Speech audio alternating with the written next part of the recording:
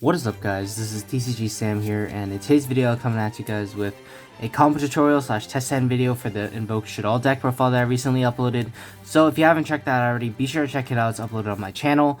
Hopefully you guys enjoyed that video. If you do, I'm sure you'll enjoy this one. And if you do enjoy the content that I'm coming out with, I do hope that you'll take the time out of your day to leave a like, comment, subscribe, because it really helps keep me motivated, keep posting more videos like this. But yeah, with that being said, let's just hop straight into it. After I finish shuffling, we're going to be doing 2 going first test hands and 1 going second test hand with this deck. And let's just see what it can do, because I suspect that this format, this is going to be one of the best decks, if not the best deck. But yeah, starting out with our opening hand, we're opening Meltdown, Aleister, Invocation, Aleister, and Beast. So this is actually like going to seem like a really bad hand, and like while like it obviously it is, because like if we were going second we had no hand traps, but I'm gonna show you guys what you can actually do with such an awkward hand like this. Normal summoning Aleister to add Invocation. This way, if we get drilled after, at least we still have double Invocation, which is important for the play I'm gonna be about to make. Because from here, we can turn Aleister into a copy of our Moon Maiden, activate our Invocation. If you wanted to, like at this point, if we don't get drooled, the right play is probably just to start with, is to activate Meltdown. The reason I'm activating Meltdown here is because to protect our Invocation from getting negated with a card like Bell, or like more unlikely like Herald the Green Light, the one that negates spells, like in case your Dragon player starts switching onto that. But yeah, either way, if we don't get drolled here, no reason not to use Meltdown. It protects our Invocation from hand traps.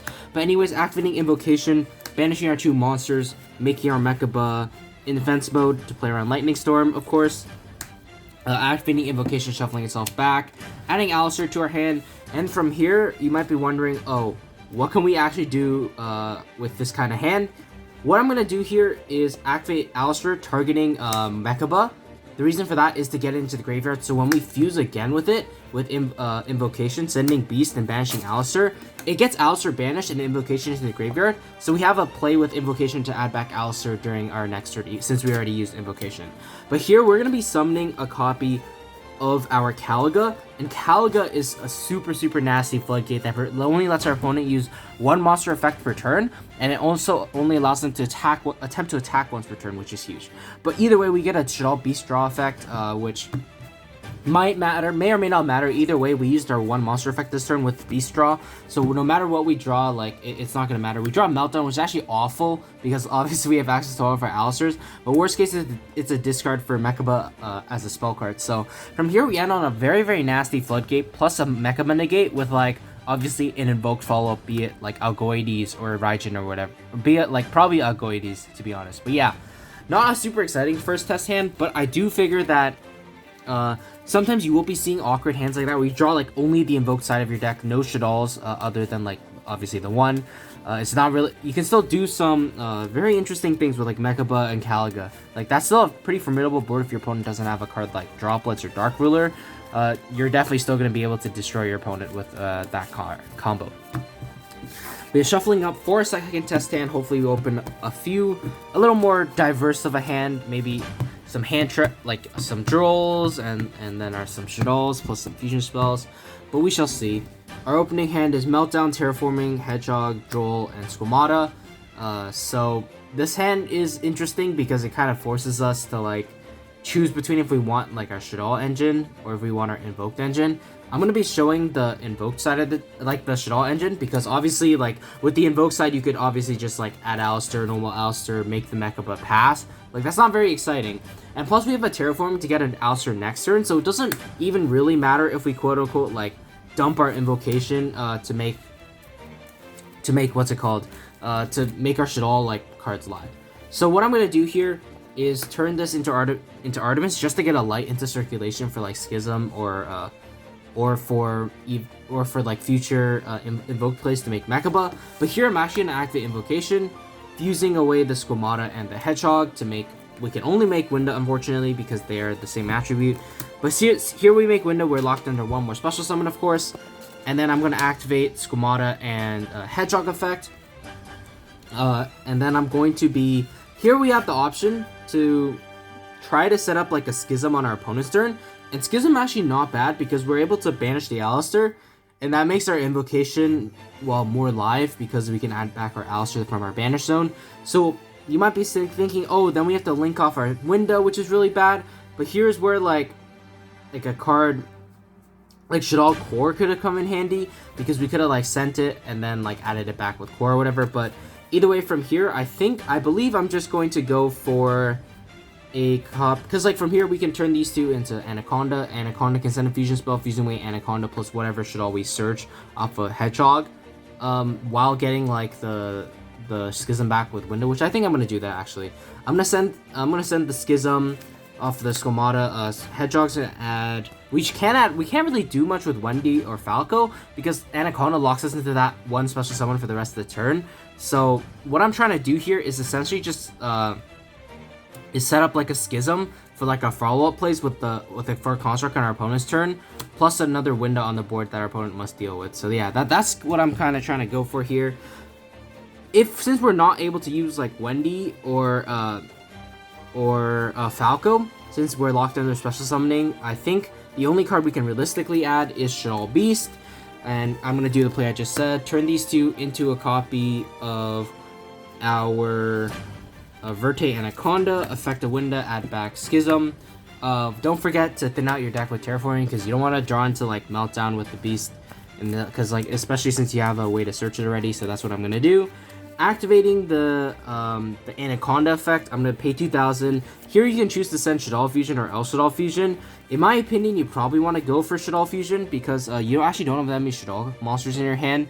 And Shaddoll Fusion will definitely give you a follow-up if your winda dies. It threatens like a very, very strong follow-up because Meltdown's on the field, and it's going to protect Shaddoll Fusion. So I'm going to be sending Shaddoll Fusion, paying 2,000 life points, fusing away the Anaconda and the Beast into a copy of our second copy of our winda. Effective Beast is going to draw us one. It's going to draw us one card, and then the card we're going to draw after cutting is going to be another Meltdown, which is honestly just awful. Our draws with Beast have not been good, but like even then it still doesn't matter, because on our opponent's turn we have a Droll and Lockbird, which can completely shut down some decks. They're facing a winda, and then our Shaddoll Schism can either make well, actually it can only make a construct or another winda, but like we only play two windas, so like realistically on our opponent's turn we're going to be making a construct with like these two. Construct's really good because it can send a light monster for playing against like Drytrons or whatever. Against Drytrons, this is pretty much unbeatable for them, especially since we have Droll and winda. Like they already can't beat like either Droll or winda, but like with Construct, that's kind of the nail in the coffin, because we can send a card like Ariel banishing their graveyard, and then there's just no way they're winning from here. But even if it's not against Drytrons, we have a card like Shaddoll Genius we can send off a Construct, because Construct, after sending Shaddoll Genius, it acts as like a very gimmicky imperm. So against decks like Tri-Brigade though, like it really does act as an imperm, which can be really, really powerful as well. And don't forget, like we have a bunch of follow-up if they actually killed these fusions. Like if they kill either one of the fusions, we grab Shaddoll Fusion back, and that's like a potential OTK next turn if our opponent doesn't have a way to kill us. So even though like we drew like kind of awkward with like two Dark Shaddolls, like a bunch of invoked cards, like we were still able to come up with some very, very nice plays like that. But that's gonna do it for the second test hand. For the third test hand, we're gonna be assuming we're going second. Like I say, with all these test hands, going second test hands, this is purely hypothetical. We don't know what our opponent's gonna have. They could have more negates, they could have less disruptions, whatever. The point is to see like what this deck can do going second, and what options it has to like break boards. I'm trying to show that, as opposed to like actually trying to like break a very specific board that our opponent may or may not have. But yeah, finishing shuffling up. I think if we draw a card like Super Polymerization, it's going to help us a lot. But if we draw Meltdown as well, Meltdown can protect our fusion spells to essentially let us play through interruptions anyways. Because like, I don't know, negating Meltdown just never feels good. Because if we have like aleister or whatever, then like, well, we have aleister, and that Meltdown was going to search it anyways. But yeah, we draw Meltdown, Falco, Cosmic, Schism, and Droll. So let's assume we Droll our opponent. That kind of shuts them down. Draw for turn, draw Invocation. This is kind of awkward, to be honest, because we actually only have like Meltdown to search aleister, normal aleister, to search another copy of Invocation. This is awkward, like I said, because we don't actually have anything to do. We can't really do much with this Falco, but we won't be able to kill our opponent, I think, but we'll still able to make a pretty decent board. Assuming like that Joel completely shut them off, we can go into a copy of our Artemis, activate the invocation, banishing Artemis and Aleister to make a copy of our mechaba, activating invocation, shuffling itself back, adding Aleister to hand, and then from here, what's great is we can turn Aleister and Caliga and excuse me, Falco into either a Winda, or we could turn it into a Caliga. Of course, if we're trying to turn it into either way, we should be using Aleister to boost the mechaba, get into the graveyard, and then banish it if we're making a Caliga. But like if we're not making Caliga and we're making a Winda, we have to use it in hand, which is a little unfortunate, but we have a way to banish it off of Schism. It's probably better actually to banish it off of Schism, because that way we kind of have the darks engraved to make a Winda anyways. So I know I'm kind of going off on a tangent, but like let me just show you what I think it's easier if I just show you what I mean.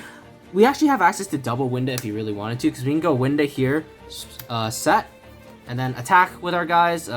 Set Cosmic, set Schism. Cosmic will be really good, but Schism, like on our opponent's turn, sorry, we're not supposed to set the Falco. Like, excuse me, we're not supposed to set the Falco because we need the materials in graveyard to banish. And Falco's just not really doing much because like even if Winda dies, we bring it back. It's not even that good. We have access to another Winda, so we can go like double Winda on our opponent's turn. Or like if we just made a Caliga instead, like we can go like super control-y and then make a Winda on our opponent's turn. And then like I would say this is pretty hard for our opponent to break, especially if we kept the Cosmic in hand. There's an interruption from mechaba. I still think this is a really powerful board that our opponent's gonna struggle dealing with. Plus during the next turn, like no matter what we draw, like Invocation's gonna add back Aleister, and we can just play a very slow control game, and that's totally okay with us because our opponent's probably not breaking this, especially after we established this board after drilling them.